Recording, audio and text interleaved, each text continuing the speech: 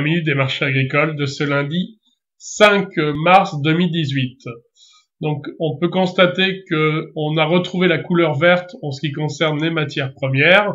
Dans leur ensemble, même l'euro-dollar repart dans la hausse, le cours du pétrole repart en forte hausse, de plus de 1,30 $ le baril, à l'exception, bien sûr, du cours du colza qui, lui, a terminé à la séance dans le rouge.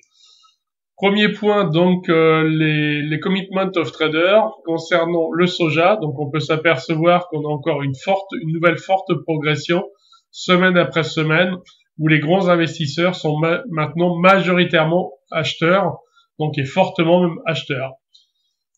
Donc là, la news du jour concerne l'Australie, avec les surfaces de canola, donc du colza de printemps, qui devrait progresser de l'ordre de 120 000 hectares cette année, donc pour récolte 2018, pour atteindre un total de 2,95 millions d'hectares, et la production de colza, qui sera récoltée à l'automne prochain, est attendue à 4 millions de tonnes. Donc le cours, lui, du canola continue sa progression et revient sur ses points hauts des 530 $ la tonne.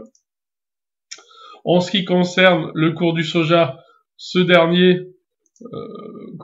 est toujours en forte progression pour se situer tout proche de son record des 10,80 $ pour cette année 2018, avec des indicateurs mathématiques qui sont clairement orientés à la hausse.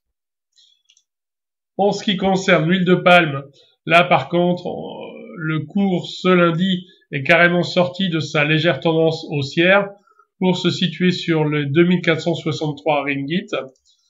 La répercussion, c'est qu'on est toujours avec un cours de l'huile de soja en tendance plutôt baissière, et on va retrouver la même information concernant le cours du colza sur Euronext, où celui-ci, après avoir atteint un point haut sur les 360 eurotonnes, revient se positionner sur sa moyenne mobile 20 séances aux alentours des 354 eurotonnes.